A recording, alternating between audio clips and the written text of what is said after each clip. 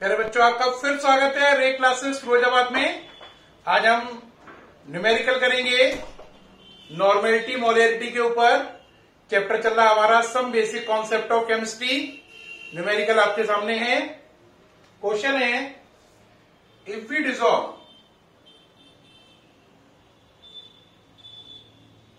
196 gram of H2SO4, कितना 196 gram of H2SO4 in water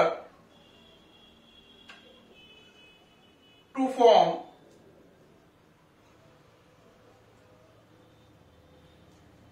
500 ml of solution.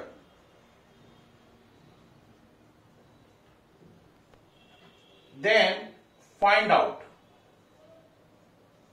क्या find out करना है? Then find out number 1 molecular mass of H2SO4, molecular mass of H2SO4.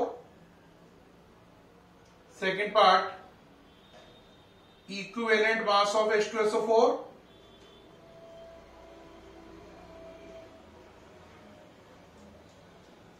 Third, mole of H2SO4. Fourth, gram equivalent of H2SO4, gram equivalent of H2SO4. Fifth, molarity. Sixth, normality. क्या कह रहा है इस question में?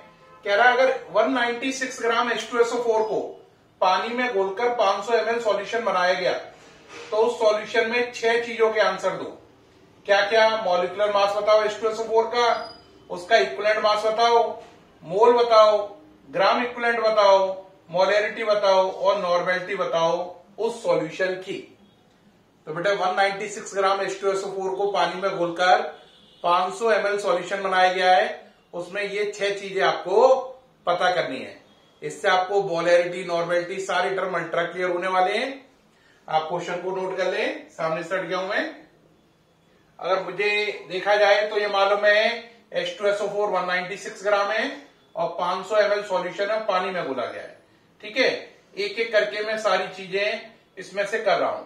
अब बात आती है कि सर इसमें निकालना क्या क्या है और गिवन क्या क्या है।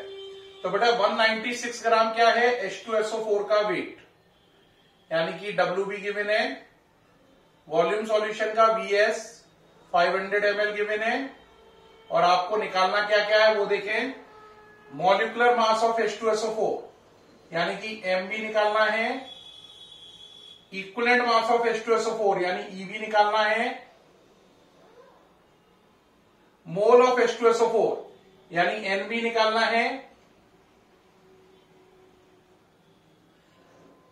ग्राम इक्विवेलेंट ऑफ H2SO4 निकालना है, gram equivalent EQWT of H2SO4 निकालना है, मोलैरिटी निकालनी है यानी कैपिटल M निकालना है, नॉर्मेलिटी निकालनी है यानी कैपिटल N निकालना है।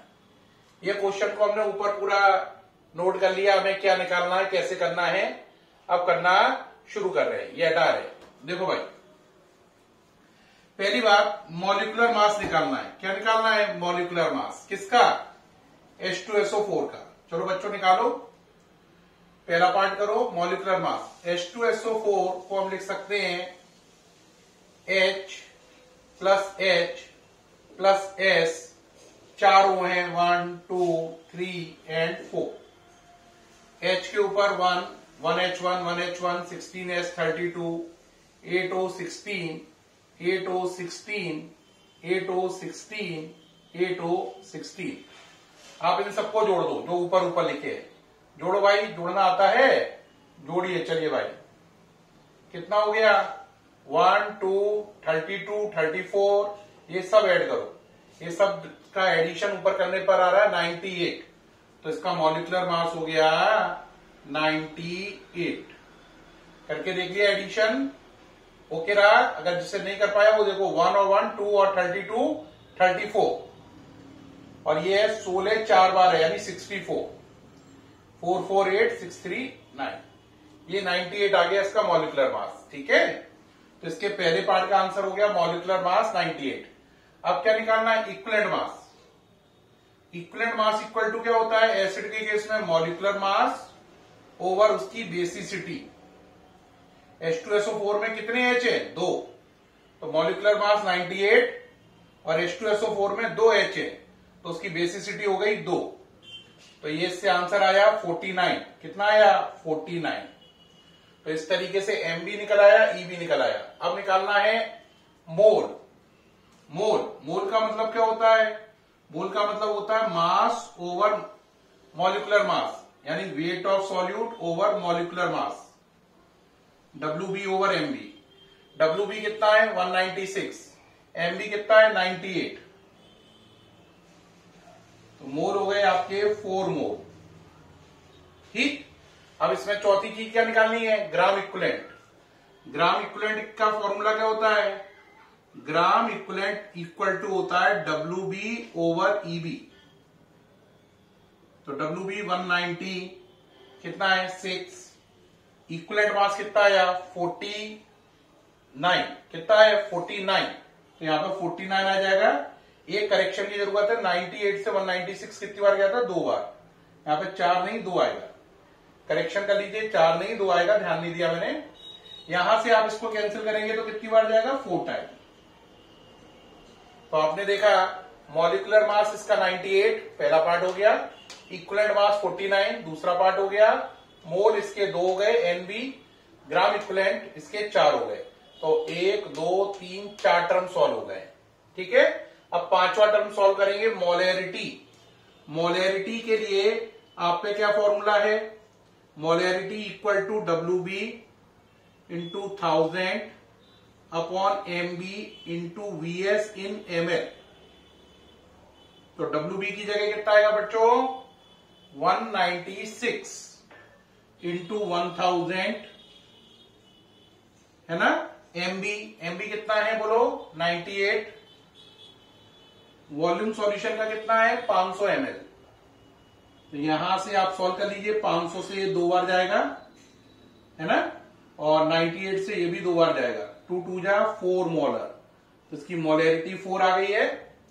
अब बच्चा कहेगा मोलेरिटी 4 आ गई सर, बहुत अच्छी बात है। अब लास्ट नॉर्मेलिटी बता दो।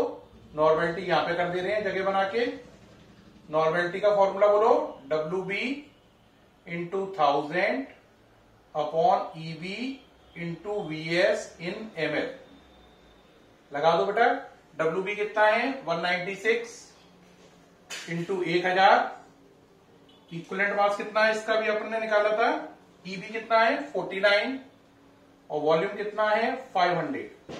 500 से ये 2 बार गया और इससे ये 4 बार गया है ना, 4 टाइम। 4 2 जा 8, तो इसकी नॉर्मेलिटी है 8 नॉर्मल। तो इस तरीके से हमने देखा कि हमें इस न्यूमेरिकल में 6 टर्म निकालने थे। MB 98, EB 49, मोल 2, ग्राम इक्विवेलेंट 4, मोलेरिटी 4, नॉर्मेलिटी 8। ये इसके सारे टर्म मैंने आपको निकाल के दिखा दिए। ये न्यूमेरिकल मुझे उम्मीद है आपको समझ में आ गया होगा और आप इसे कर पा रहे हैं। ठीक है, अब नेक्स्ट न्यूमेरिकल देखें। इसमें ये हटा रहा हूं, नोट कर लिया है? हटा रहा हूं ये। ठीक, अब ये क्वेश्चन है, इफ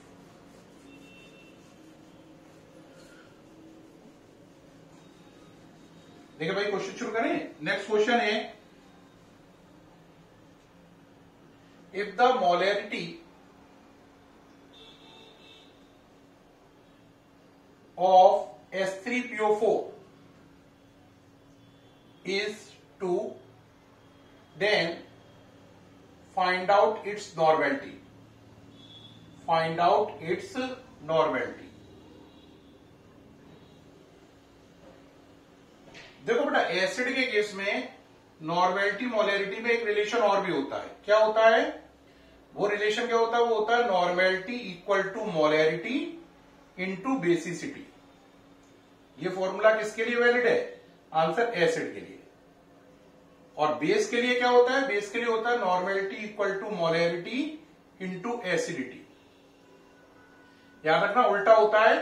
एसिड की बेसिसिटी होती है और बेस की एसिडिटी होती है। ठीक है, तो अभी यहां पर ये क्या है, एसिड है H3PO4 फॉस्फोरिक एसिड, तो ये फॉर्मूला यूज करेंगे, इसको छोड़ दे रहे हैं, ये आगे काम में आएगा बेस के केस में, तो इसे छोड़ दे रहा हूं मैं अभी।